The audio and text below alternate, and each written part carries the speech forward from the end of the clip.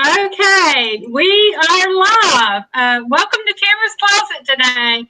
I am so excited today. I have a really very extremely talented young man with me, and he was born in Jerusalem, and he currently lives in Los Angeles.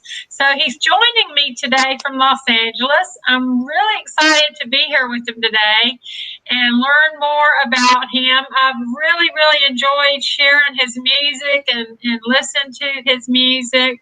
He's an excellent guitarist. I found him on Instagram, and he's just amazing. And all the people that I've shared him with have just really been fascinated by his talent. So I've been getting praises on for finding a good musician. So he started gaining serious interest in the guitar at the age of 12. He was learning from his neighbor's guitar, and now today he's just an incredibly talented guitarist. So I'm going to have him talk about the story, and I want to go his story, and I want to go ahead and bring him out. So I want to give a warm welcome to Guitarist Shai Baruch. Shai, say hello, so I know you're still with me. Hey everyone.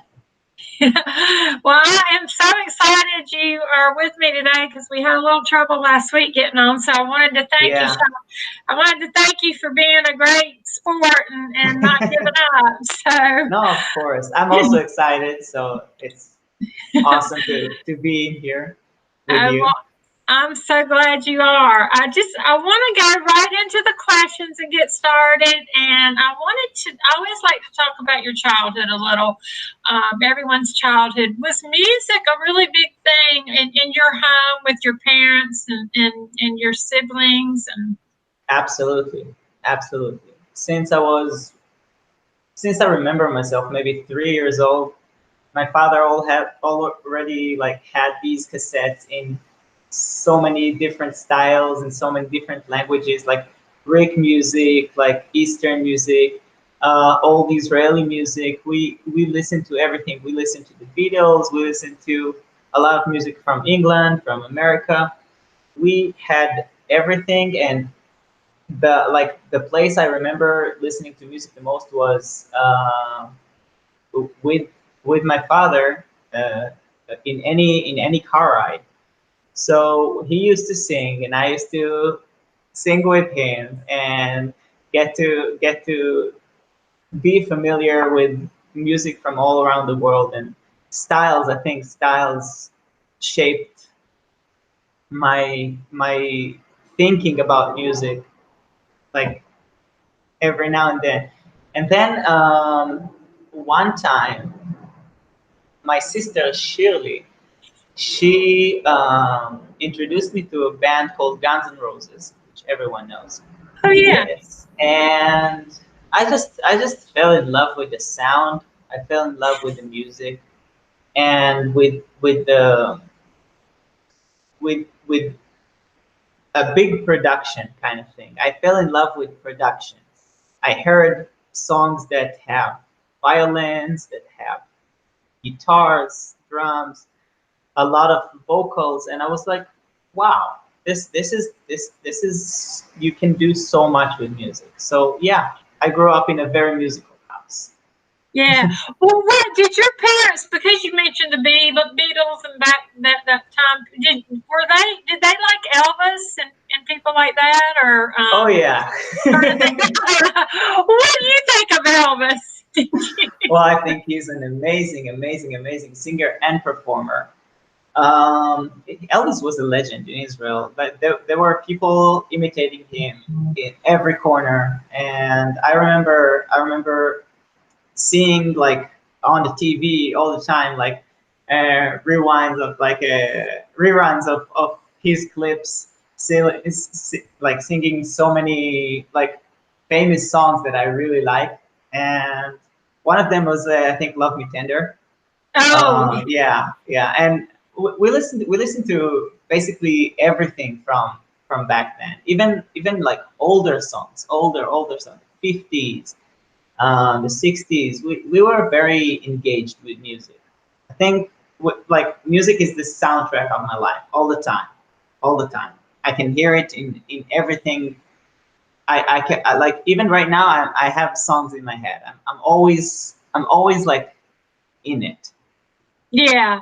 When you were little, do you remember your first, like, did you sing like when you were a kid, or like, I mean, before you got interested in the guitar, did you? So my mom told me that when I was a baby, she used to wait for me to wake up at night because I used to sing as a baby. Oh, And yes, I used to sing, and then like in school when we have all the ceremonies, I used to sing a lot. Just like, and we got like every child in school, we got this flute. Every child got a flute, and we were playing a little bit, with the piano and trying to make ceremonies more welcoming and more nice. Sometimes it's like sad ceremonies, so more with more feelings and more acknowledging. So I got to be exposed very in like early age.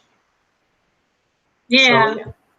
Do you sing? Because all the videos I shared, you're just playing the guitar. Do you sing some too now, or? Yeah, especially in my album, I got the courage to sing because the thing is, okay, singing for me wasn't the main thing. Yeah.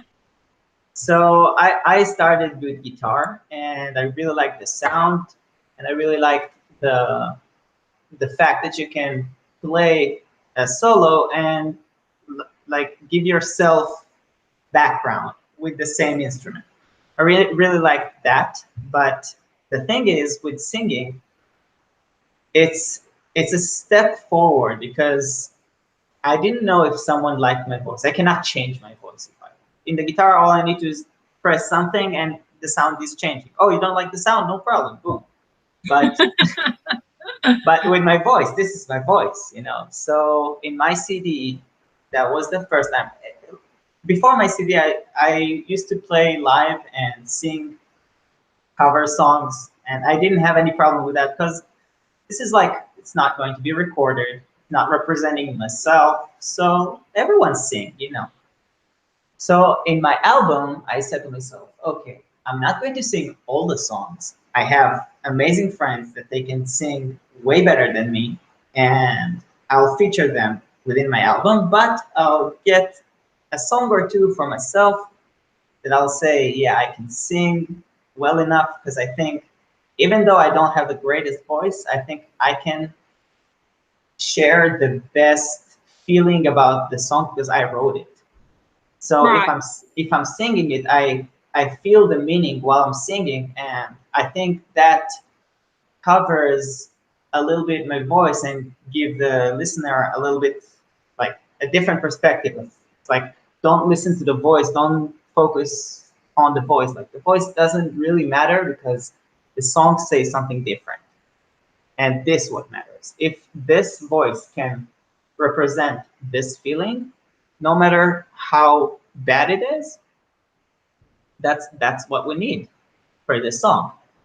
Right. So yeah, so I kind of had a little bit like I needed courage to do that and to say, okay, in my CD, I'm gonna sing.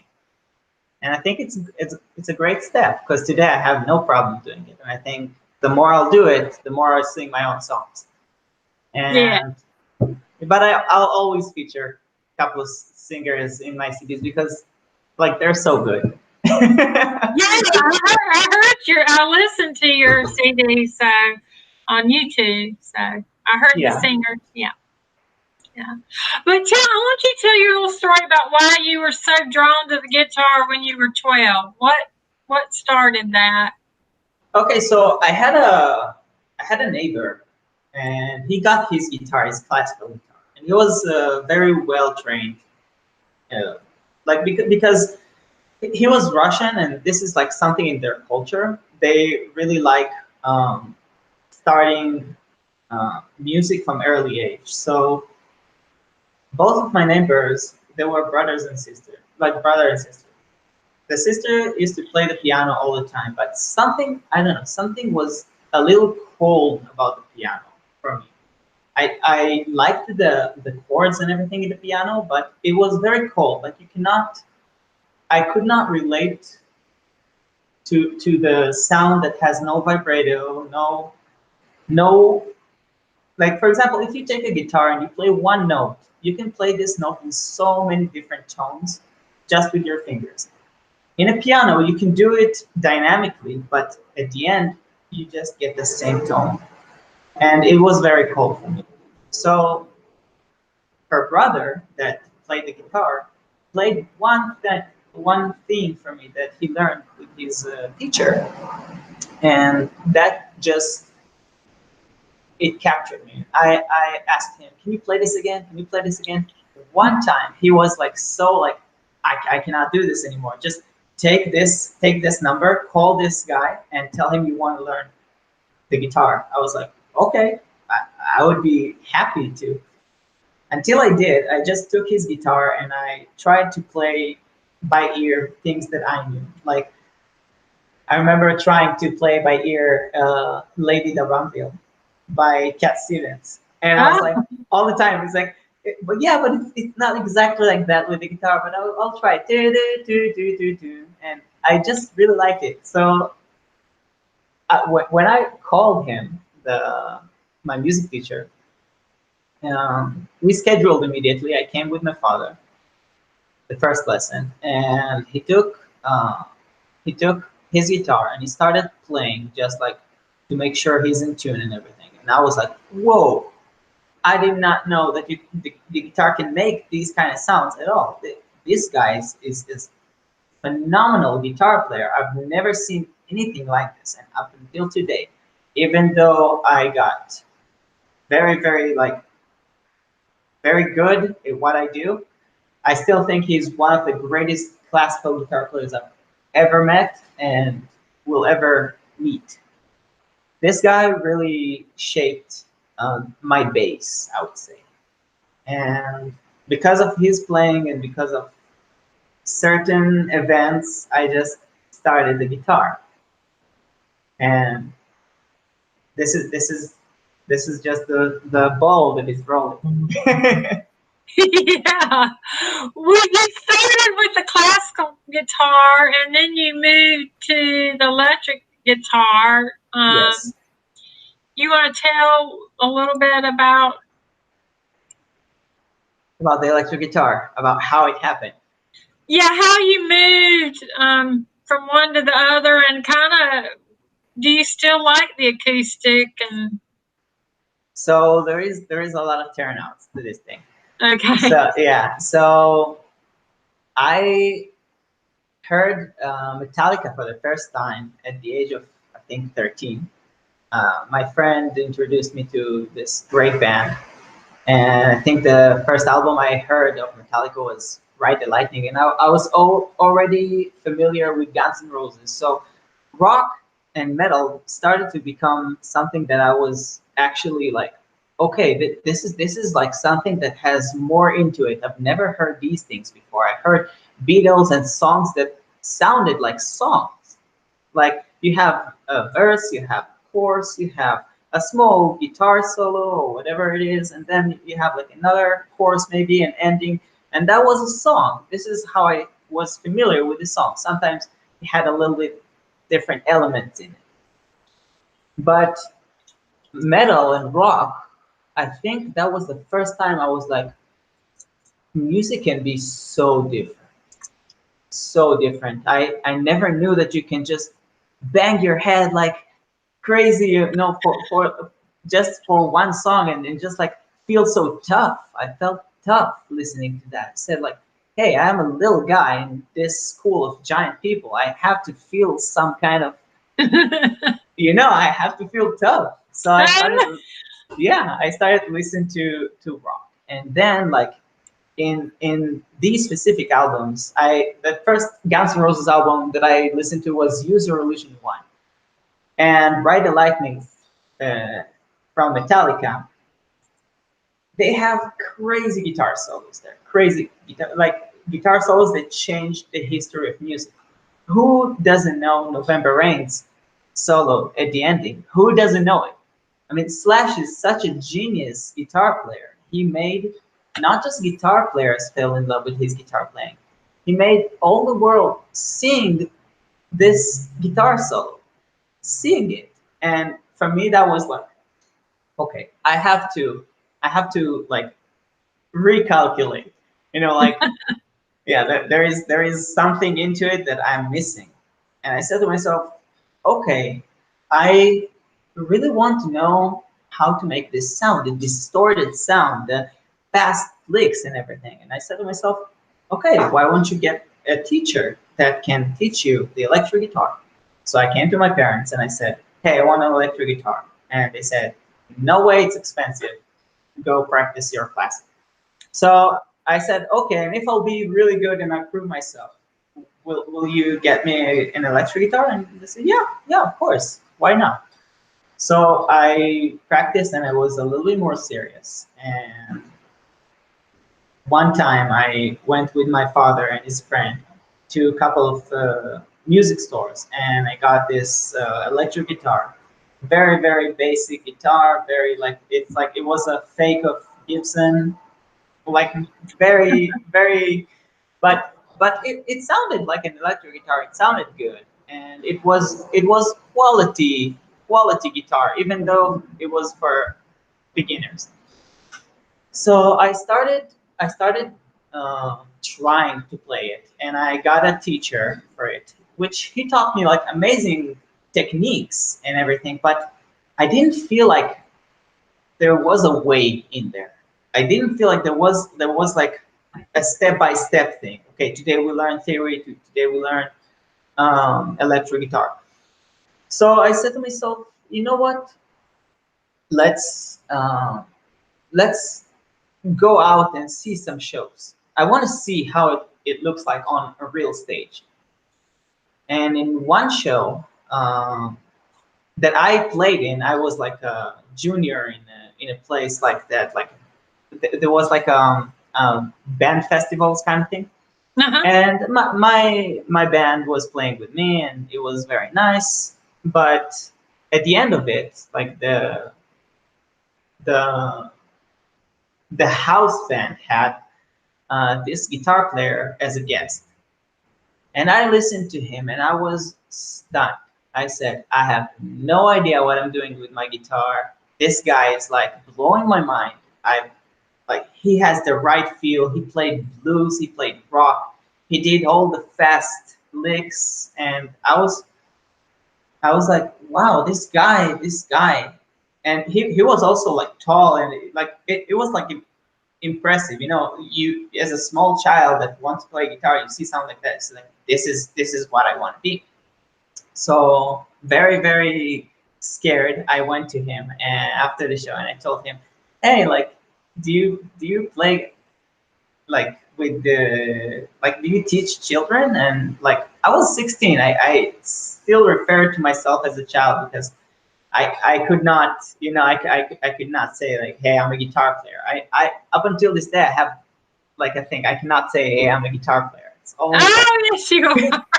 no, really, I'm not joking. It's like up until this day, I think about like great guitar players like Paco de Lucia. It's like, Shai is a nice player, but like Paco is everything. Which I'll get to Paco at the end. But um, the thing is, he really liked the way I approached him, and he said, "Of course, no problem. Let's schedule." So we set up a price and we set up a lesson. This time I went alone. I didn't need my father. And again, same thing happened. He plays and I'm just sitting like, and I could not know how to begin. He told me, okay, play something. Let's see where are we starting from. And I started to play, and he said, okay, your head is really like you have a lot of things. You have a lot of things in your head, a lot of techniques, a little bit of theory here, a little theory there, some styles, but you have such a mess in your head. So I sat and I said to myself, okay, so will you show me the way? Will you like? So we sat and he started with small, simple blues, with notes, with things that looked a little different from classic, we started learning the real book, which is a jazz book. Has all the standard jazz things. And what I learned is a lot of classical things. A lot of classic is very strict. If you make a mistake, everyone knows. Everyone like, oh, he did this note instead of that. Like this is not in the arrangement. The jazz is very open. You can improvise. You can do things. If you know the background, you can do whatever you want in it. Like there is an old joke that says like he doesn't play bad notes. He's just playing jazz. So it's just funny. So the thing is, I started with the standards, and then I progressed to to learn more rock. And it was back then that I knew that there was like a Steve Vai guitar player, that he was the the most phenomenal electric guitar, like technique wise. And I saw him. I Back then we used to have a Napster. Napster was a software that we can download videos. So I downloaded Steve Vai playing guitar solo, and I saw him, and I was like, again, I took my guitar. It's like I don't know how to play it, and every time, like even though I'm really good, like everyone around me tell me you're really good. I don't know what you're talking about. It's like, no, you don't understand. Look what he's doing. So I asked my teacher, can you teach me a little bit of this and that? Because he obviously could play it in his own way. And I can tell you, up until this day, I think he is one of the greatest electric guitar players that I've ever seen. So I learned from everything. And I think the best tool I had to learn is to tell myself I don't know anything. That is the best tool. Teach me, please. This is what I had. So I think like I was like a sponge, and up until this day, I have students. I have students that I taught for years how to play guitar, that today took a different route in guitar. And today I learn from them. I call them, hey, can you show me how you play this? Can you show me how you play that? And like the student becomes the teacher. And I am so happy and proud that my students that could could not play like two notes like I do today teach me things, and I think it's a blessing. So I became a very technical guitar player. I knew classic, I knew electric, I knew very different styles, and I was happy with myself. Like I was very happy. And one day, I gained the confidence to say, "That's it. I know how to play guitar." I was starting to play. I had a solo project, and I started to play covers also for Steve Vai and Ingrid Malmsteen and all the greatest guitar players ever.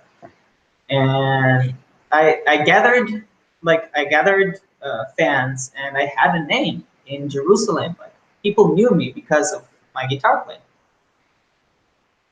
After thinking that, someone said, "Hey, have you ever seen Paco de Lucia?" And I said, "No, who is this? He plays flamenco." So for me, flamenco said like was like I never knew what flamenco is, and I felt like, but I don't need to go see a guitar player that plays flamenco. Why? Because like it's probably not rock, it's probably not classic.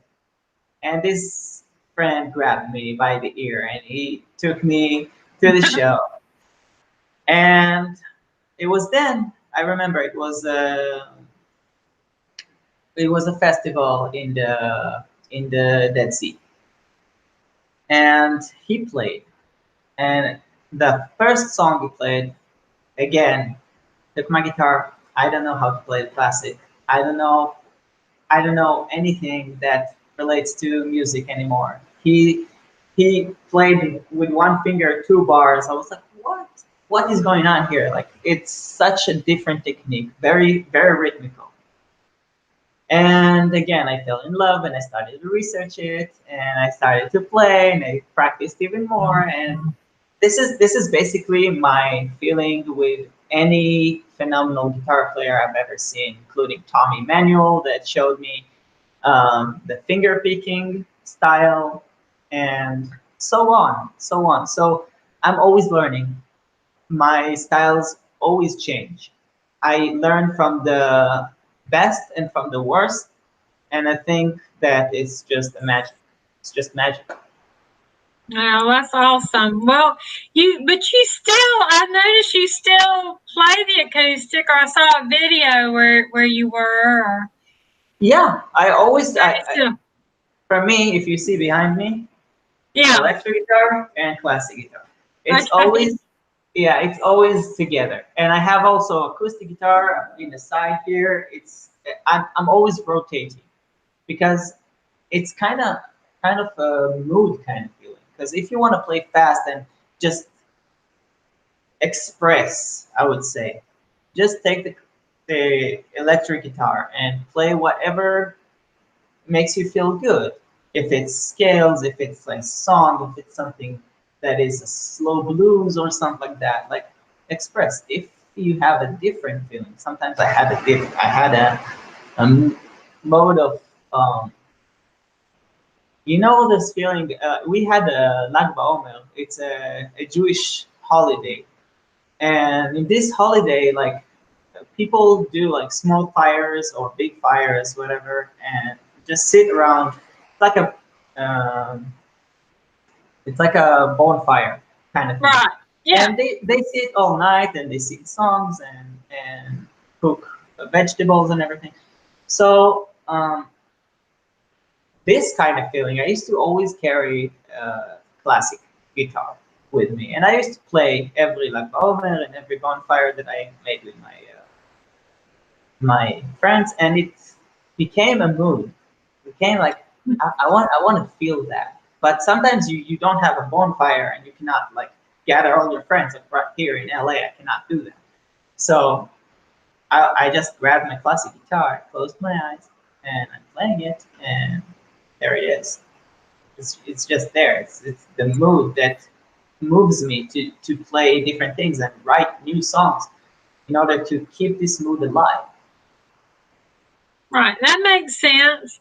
I understand what you're saying. Whichever one you're moved by at in the moment, it sounds like. And I know there was a pivotal point in your life after you joined the military for 3 years. Can you share this experience and how it shaped you in your career as well as in your outlook on life?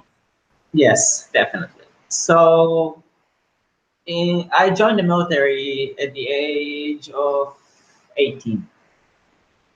The military is a place where you are alone, and if you're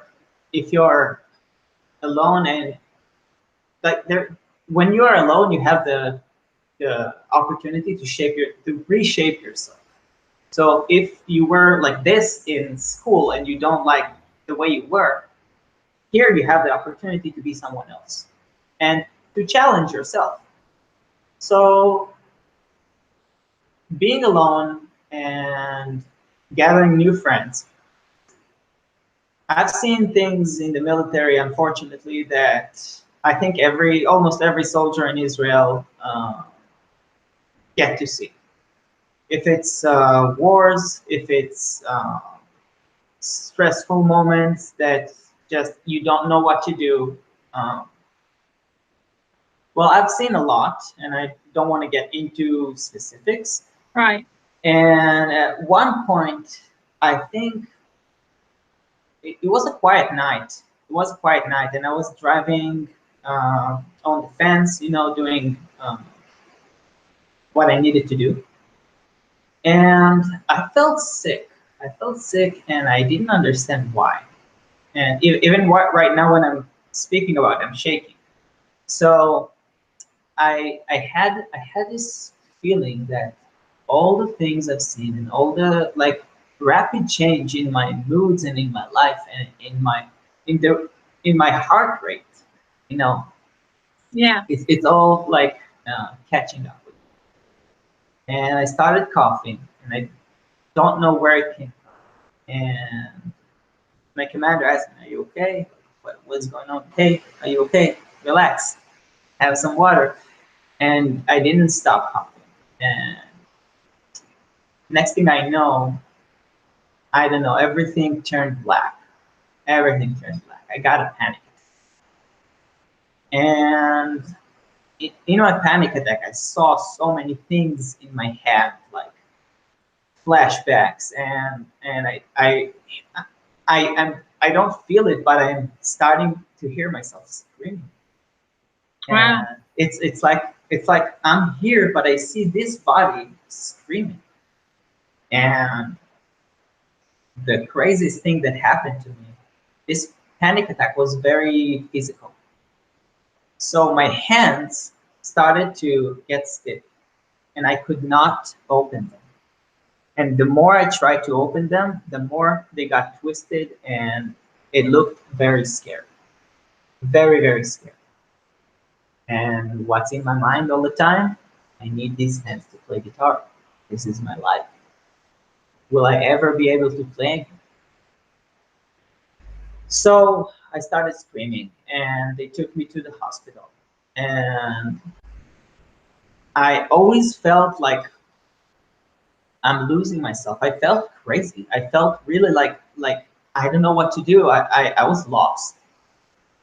So I spent the night in the hospital, and the doctor like gave me like pills for, I don't know, to relax myself. I don't even remember. I think I took one and I threw it under my bed. I don't like to mess with these things. So in the morning, my hands were completely exhausted. Like they were like I could do the movement, but I could not open them. All of this was tight like a rock. I could not do anything, and it scared me. I started to be scared. Like I don't think I can play again. Like I feel like my hands are just like two logs, and I cannot do anything with them. So I took physiotherapy for 4 months. 4 months. That was hell. I remember I was in deep pain, and Were they still kind of crippled for yes, during? Okay. yes, I needed to do a lot of stretches all the time, all the time. Stretch, even if it's hard, even if it's painful. I needed to massage. I needed to do ultrasound. A lot of things that, like, today I learned how much it's valuable. But later, but after this physiotherapy, I was able to grab the guitar and play a little bit.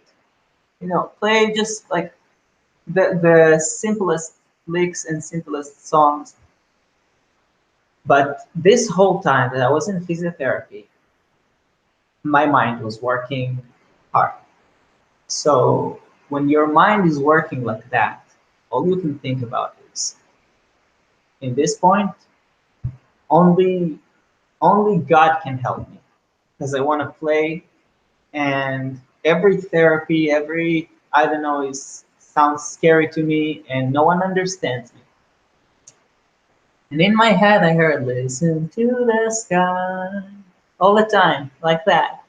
And I was thinking and looking at the sky, and every day I have something with the views. I really enjoy looking at views, especially the sky. I think the sky looks amazing at every given moment. And it helped me. It helped me, and I learned how to value way more what I do. Value feelings, values fear, and to be grateful for what I have. And the thing about being grateful is, I think it changes you. It changes you to the point where you are so happy when you're playing. It gives you something different. Like, I'm so lucky to play right now every time I hold the guitar. So with that in my mind, I started to practice way more. I started try to produce more feelings and less just being so technical. Produce more feelings and hear what I like, the small ideas I have in my mind, to make them grandiose, to make them like the big productions that I've always liked Yeah. and tried to do in my life. So I had a lot of friends that were like very like, I had a drummer friend that was one of Israel's best drummers, and he also had a studio, and he was in this with me the whole time, and he sat with me and wrote parts also with my brother, which is one of the best metal drummers in Israel, I think.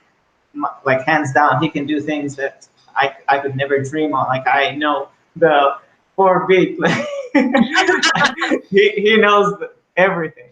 So both my brother and my friend sat with me, and we started write. And I had also a friend that really believed in me. And he sat with me, and he was like almost my producer. With each song, we sat together and we tried to make it, um, try to make the concept of it more and more alive, more like understandable, I would say. Right. So, and like this is where all of my friends came to like came in as not just friends, as look what we can do also. I learned so much from my friends. I have a friend. I'm intentionally, I don't say names, because if I say one name and I forget other names, and like I don't want to get into it. That's okay. He was playing bass, and he was also singing in my album. So his set of mind was so unique to me. I think he's one of a kind. He plays a lot of rockabilly, psychobilly things, and the what I had, all the fear that I had, and all the new feelings that I gathered from the military, he knew how to put it in words way better than me. He also like he's fluent in English and I'm not. So I gave him the concepts and he helped me write all the songs, and he sang half of them just to show me like how to express this in a way more uh, real way, I would say. And I said, you know what, you sing it so well, why won't you just sing in my album? And this is how I started gathering more and more. I had a singer, a female singer that was, I think, she had such a unique voice. She used to sing Greek music, and she she had her own music. I was living. We taught in the same school, so I always heard her music, and she knew how to. Um, she knew what I mean in my head. She knew like I know what you mean. Don't worry. And we never worked together. She always sended me the the tracks, and I said, yeah, it's perfect. That's it. This is what I want. Because when I'm working with someone, it's like kind of hard to let them be themselves, because you have an image in your head and you don't know how they get into this image. Right. And you just let them work. This is also with people that mixing albums. Let them work. If you know something you want, say this is what I want, but don't say, hey, don't do this, don't do that. Like, let them work. So my whole album was my production, and I had a couple of friends helping me record, a couple of friends helping me write, a couple of friends helping me um, with the cover album. Like the cover is basically, I brought it here. It's basically my hands when they got stiff. So Oh, show that yeah, again.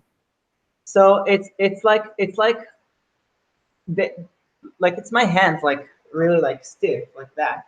And then you see like there is like something in here. So my friend told me, what do you want in these hands? I said, to be honest, I don't know. So he said, let me do something, because this sounds like very like it's very like experimental thing. So he basically draw something out of my hands that my hands also become this thing. And I asked him, what is it? He said, let let the audience decide what it is. So I did, but I did my own. What I felt from it is, with these hands, I give you my guts. That's what I was seeing, but I didn't want to say guts. But that's what it Yes. looked like to me. So, and of course, my name and the album name. And And the album name came from when you were going through all the physiotherapy with the where you said you would just listen to the sky. yes, Is that right? The yes, fear. yes, it was always there. It was the first thing I like. I think that was the first song that I wrote as a song. It started with just chorus, with just the chorus of the song. Of course, I didn't have any written lyrics, but I wrote a lot of things in Hebrew. And when I tried to translate them, it never sounded like what I mean in Hebrew. The thing is, with this song, it did. For some reason, that was more of a statement than a song. Like, I'm taking this challenge. This is what the song says. So with this feeling, I just wrote the whole lyrics, and it it adjusted, the song adjusted to exactly to the situation I was in. And that this is how everything came out. And most of the songs are kind of metalish, very guitar oriented, and also kind of scary a little bit. There is like song. There is a song about wallow in oblivion. There is a song about while you're asleep, which is one of my favorite songs because I had hard times to fall asleep. Hard times. Really, like I could not. I I had nightmares. I had this whole images in my head all the time. And my friend just wrote the lyrics for me when I told him that, and he said, "Is this something that describes what you're saying?" I said, like, change this and change this because this is not really. But the whole concept, yeah, I think yes. And when it went out, and I wrote the music for it, one of my students told me, I think you did the greatest work with with creating a nightmare in music. So when he said that, and it doesn't come from me, I said, that's a success. That's like something from me. That's a success that I feel that I created a song, not for the guitar work in it, not for the lyrics or the singing in it, but for the meaning of it, for the feelings. And he said to me, that's my favorite song, which a lot of people told me like their favorite song is completely different from that. And I had, of course, Listen to the Sky, and I had Ghost Stories, which was something that was, that Ghost Story is not like just ghosts. It's about looking into the mirror and saying, is that really me? I don't know myself anymore.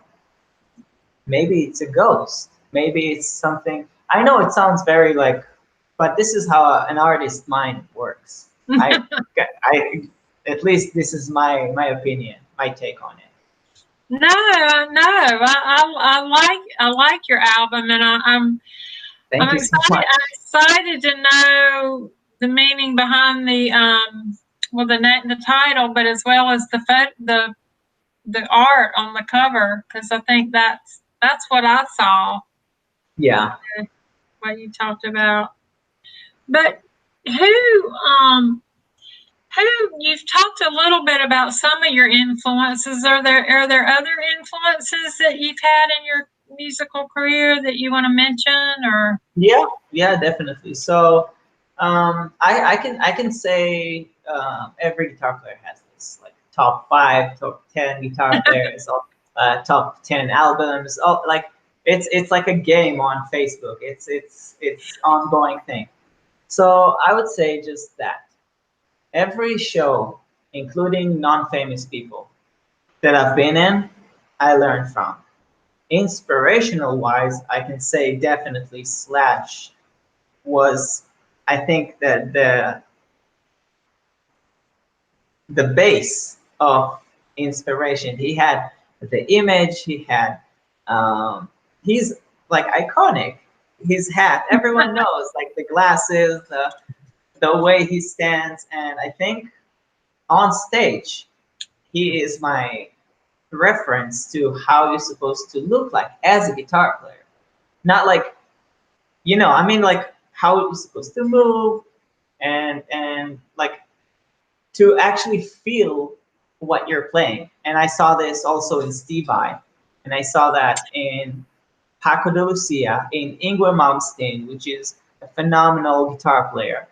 Um, I saw this in Tommy Emmanuel. Wow, this guy really like blew my mind. He can talk and play, and it's totally two different things at the same time. And he does so much, and he's such a funny guy. He doesn't take music so seriously.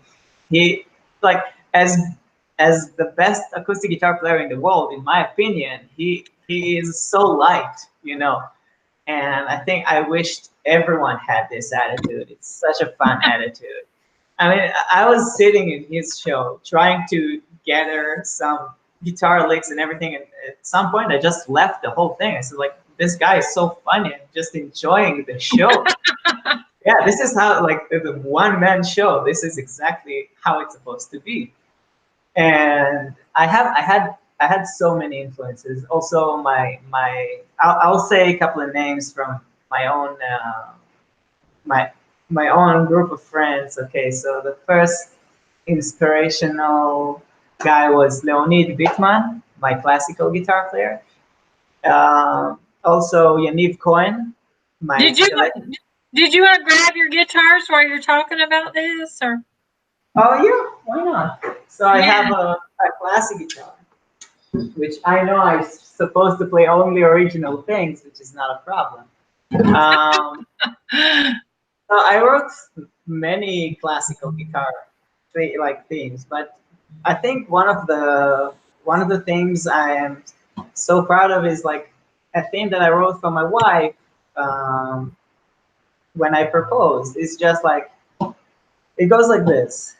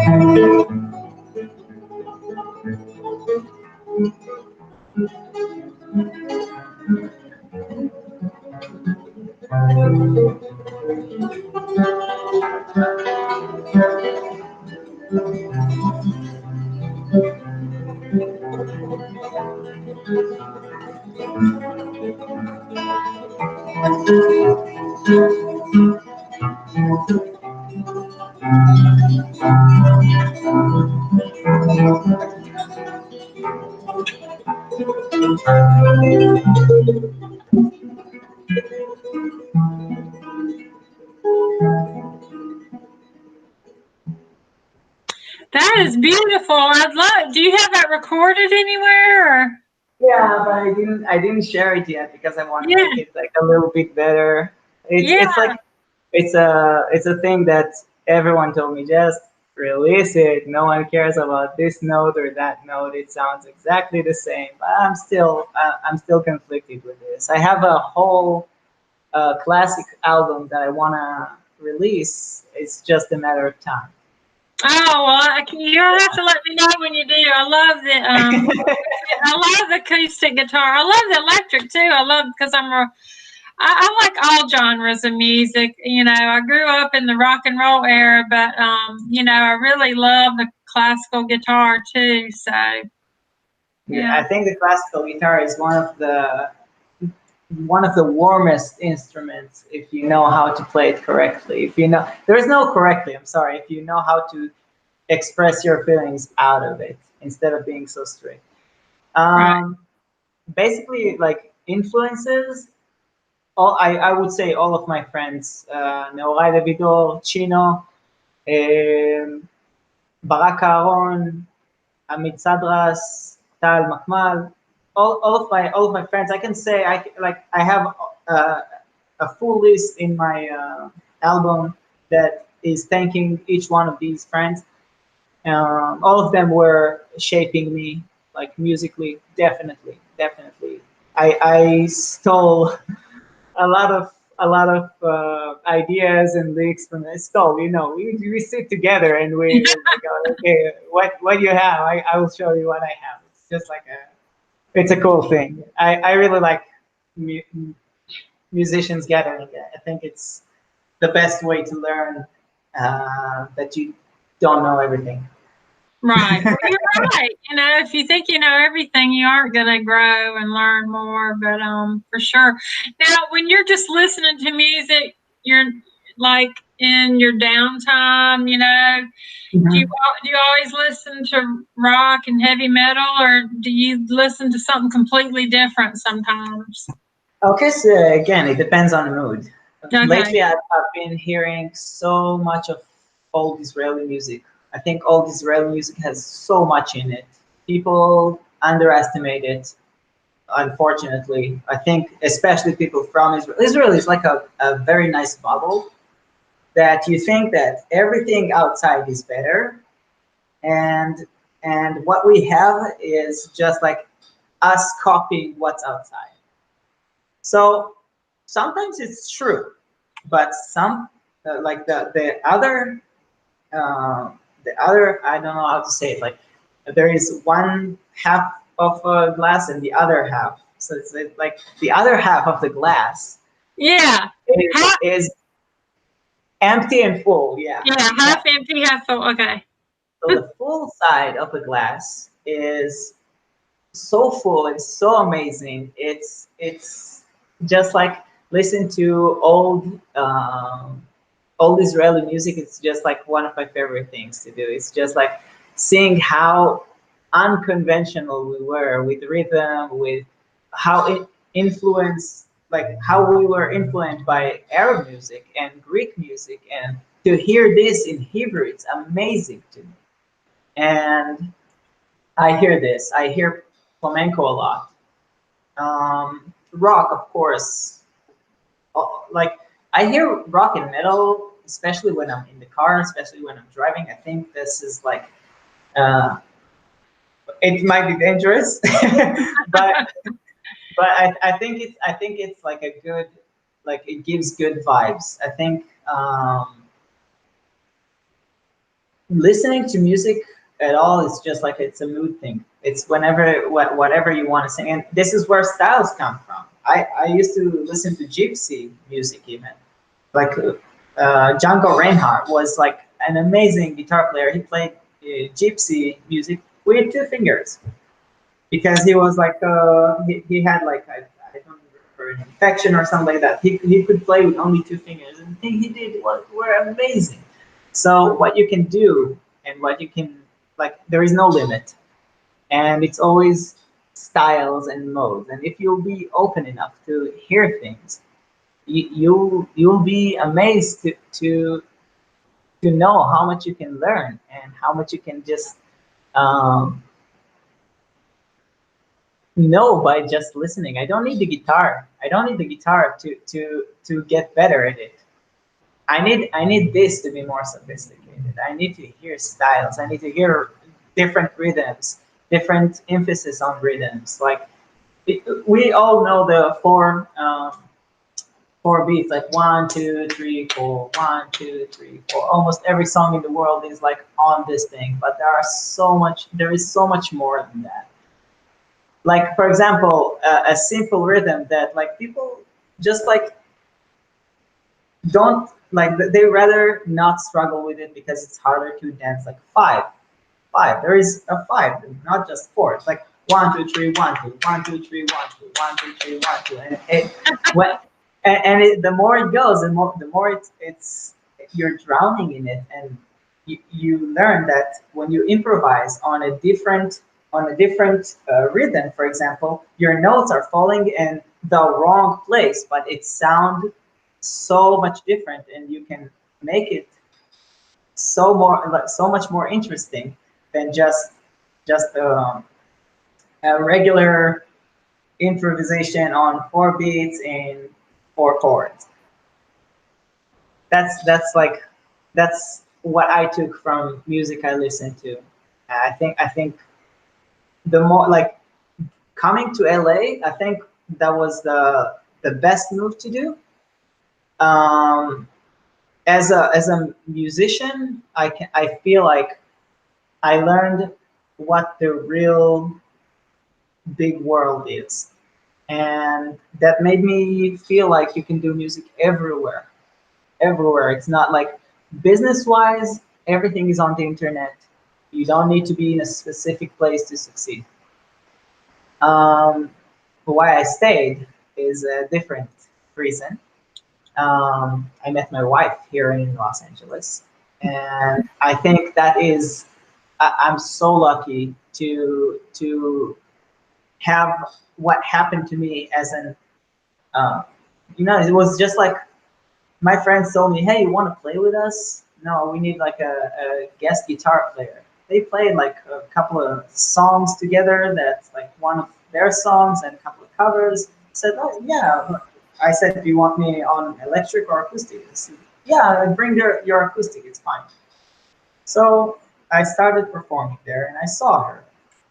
And the first night, um, I wasn't like paying so much attention, I would say. So she came again. And yeah, she came again. Next week we had the exact same show, the exact same place. And this is where all the magic happened. Like I started speaking with her, we scheduled a date, and 2 months later I'm married. Like me as a guy that I thought I would never get married and I'll never have children. And this is exactly how this world works. You never know and never say never. It's I just, know. it's just so amazing. So I was in love and she was in love. We decided immediately to get married because there's no like, when you know what you want, like there's no reason to wait. Yeah. I know. And I stayed in Los Angeles, and that was a very, very, very hard decision that I needed to make in such a short time. Um, I have a family in Israel. Family Did that's you still yeah, have your studio there? Yeah. yeah. I have my family, my studio, my friends, which but this is all the support any man need, any person need in life. Good family, strong friends, and like I had everything. I had studio. I had people that believed in me. I had my name. I at least I think I still have my name in Jerusalem and in Israel, and people that believe in me. And I just feel like that is something that like I had to get. I would say that I had to get out of the bubble to see what's in the bubble. Yeah. You know what I mean? So when you have that, and all you can think about is what outside, what is waiting outside. I think I'm good enough to go outside. You go outside, and now that I'm actually living outside, and I also like I formed a family. I have a son now, and everything is perfect. I just look back and I think I have so much in Israel and so much um, feelings for Israel. So like it's unbelievable. And I wrote a lot of songs about Israel as well when I was here, and still things that I've like. My drawer is full of things that I haven't released. It's just like it's dripping. Like it has so many songs in it. It's unbelievable. Songs, lyrics, themes. I have everything. Um, but you see that the world is not that intimidating as you thought. So I thought I will come here and the talent will shock me, and again I'll feel like I don't know anything. But this wasn't the case. I played in many places with a couple of friends, and um, I was amazed to know that I am considered a good guitar player also in Los Angeles, where all of my inspirations came out of, like Guns N' Roses were formed in Los Angeles. The Doors, the like everyone that like more rock bands, but it all happened in Los Angeles. They have like the whiskey bar that I played in that hosted, I think, most of everyone's legends, you know. Right. Yeah. So to play there and to have the honor to be Israeli and to represent Israel, this is what I feel I always do. I feel like I'm representing in some way Israel as the like we also have talented musicians and talented people, and we are also very understanding and open to other things, and it's always here to get to it's always good to hear good and bad criticism and just like absorb it and get the best out of it. And knowing that from Los Angeles to Israel, I miss Israel, and I will definitely come back. And this is something that always in my mind, always in my mind. I feel like the world is so small right now with the internet, so it doesn't really matter. Like you're in New York, I'm in Los Angeles, and we have people from Israel watching this right now. You get what I'm saying? Yeah. It's I'm actually in North Carolina. Yeah. North Carolina. There you go. So yeah. Yeah. But you get what I'm saying. And if we wanted, we could add to this chat someone from China if we wanted, right? So Oh it's yeah. Well, yeah. I know it's great. It's really small with the internet. Everything is small, but I'm glad that you are happy in Los Angeles, and I've had Yossi Saucy on my show, which I oh think, yes, it's amazing, and, amazing, amazing. yeah, Great personality, great guitar player. Like yeah, he is. And his daughter Danielle was on here yes. last year. Yeah, so, yeah, I played with Yossi a couple of times. I played with Yossi on the same stage in his shows, and also in Ron Bumblefoot's master classes. They were very graceful, and they hosted me as a guest, and I was very like I was excited, and I was very happy to do that. And I think Yossi is doing one of the best. Like he has the best way to represent um, not just Israel, like intelligent people. I would say that yeah, he yeah, is he is very sharp, very intelligent, very he see the big picture. He can right. see he had a project back then called Orphan Land. Now he's doing Yes, his own thing, of course, and with like with Orphanland, he went with Jewish music in the form of heavy metal to perform in Turkey.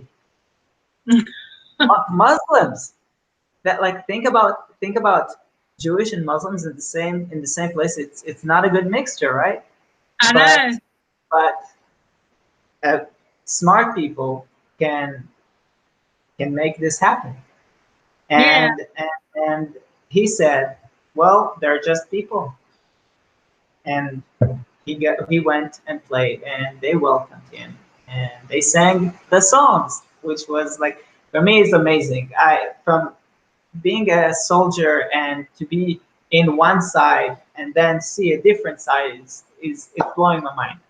So yes, thank you, Yossi. Yeah. And I want to have Ron on here. I tried a few years ago, but at that time he was not doing interviews, and I still would love to have him on here. He Um, is such a great person, such a good. I know. I got to figure out how to get him to do this. He is funny, one of the funniest, and he is a like I can tell you like his mind. He's a scientist. He knows Yeah. everything. He knows like frequencies and like he's a scientist. I can tell you, I and know. also one of the best guitar players I've ever seen. He's an inventor. He is, and you need to tell him to come on and be on Tamarah's show. I'll ask him. I'll ask him. Yeah, tell him it won't kill him. I'll try. I know. I kind of follow him, and I saw him doing this video. He was with some kids, and he looks like a really nice guy. So Yeah, he yeah, is. He is. He's an amazing person. yeah. And you Well, too. Thank you so much. I, I'm feeling so flattered that someone actually was interested in asking me my opinions. It's an honor. well, I know. I love you. I found you on Instagram, and just I saw how much people liked you, and I started listening to you, and I really liked your guitar playing, and was really impressed. So I was really glad that you're a nice person too. Thank you And so much. that always makes it better for me. We're running out of time, but I did want to ask you, how are you utilizing social media? I guess we kind of talked about this a little bit, but or is it? How I'm putting myself out there? You mean like? Yeah, has it worked well for you, or do you do better just performing out? I mean, has To be social media? honest, it's a combination. Which lately I haven't been able to perform live. And at all, like I think these 3 years I took a little bit of time off from everything because I formed a family. Like it's something that I need to put my whole attention into it and to make it thrive. And this is what I want. And of course, like the dream, the music, everything is the bass. And the bass, as a musician, I started with YouTube. YouTube was like the most amazing platform. Like right now, you can learn how to play guitar or learn how to play everything and how to do everything on YouTube.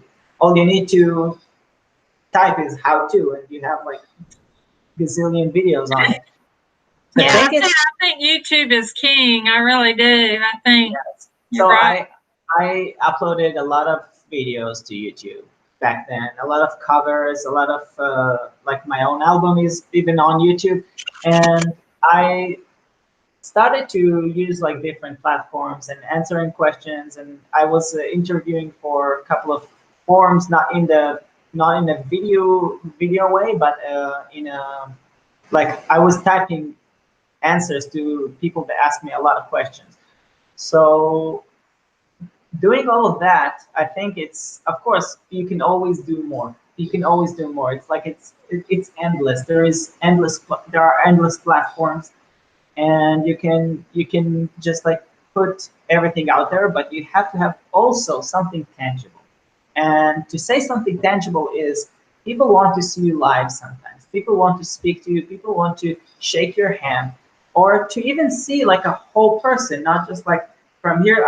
Like it's it's Right. it's just it's just amazing what like face-to-face interaction gives to people. It like all of my life was like this. I didn't grow up with the internet. I grew up with a couple of video games, and everything I learned was by ear. I made a lot of mistakes, and I think I did the best thing that have ever happened to me. I didn't need to. I didn't need to listen to someone else telling me how to do something.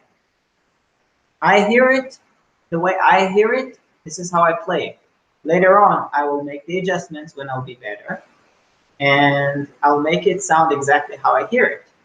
And a lot of people told me, "Hey, your covers sound so like the original. Like, how come your covers are like so accurate? And like different covers that I hear on the internet are like, I don't know, they have wrong notes and everything." I said, to be honest, I never learned from notes, or I just hear what I hear. I trained my ear to just like to the tone also, not just the notes. I trained my ear to the tone, to the notes, to the chords, to the feeling. And the thing is that this platform have like a lot of advantages but disadvantages. And disadvantages, a lot of people just become like uh, robots. Okay, how am I playing this? These are the notes, so I'm just going to play these notes and hope for good. You know, the the platform is amazing to put yourself on social media, but you have to have something tangible, which is live shows. And I'm dying to start performing again, and make it where I am playing actually my album live, which I never got to do since I just moved exactly when I took like when I released the album. I moved to Los Angeles, so I never got to do it, but I am sure that if I'll do it, I'll probably do it in Israel with the original players, with people that just love the music and love me. I mean, what can be better than that? That's right. That's right. Well, I'm so glad that I met you, and I'm serious when I told you I want to get your CD, but I want you need to let me know when you have T-shirts. No problem. And this is a great photo. I don't know who took it. I wanted to say this is amazing. Like like I see you and I see myself in the background. It's like, wow, that's so cool. I know. So you need to make some T-shirts with your face on it, but also your album cover too. So I have to thank Sharon Shapira for these two pictures, because she is an amazing photographer in Israel, and she takes the best shots. yeah, these are great. So thank you, Sharon. And everything.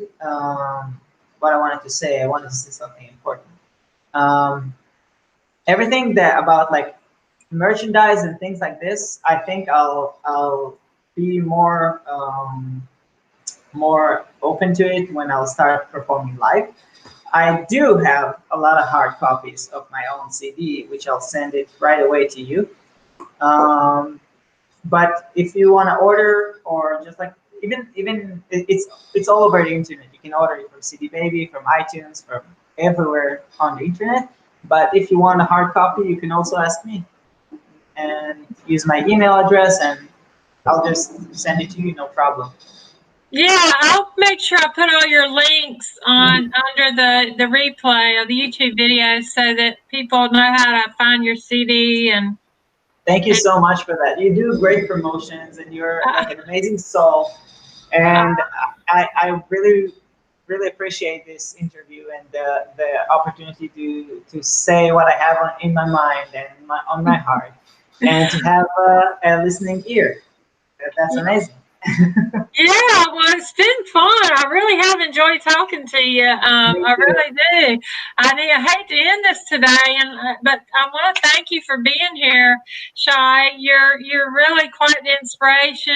You've got a great soul. You've got a great smile. You've got a great attitude, and just a great spirit. Is there anything you want to mention that we didn't cover, or?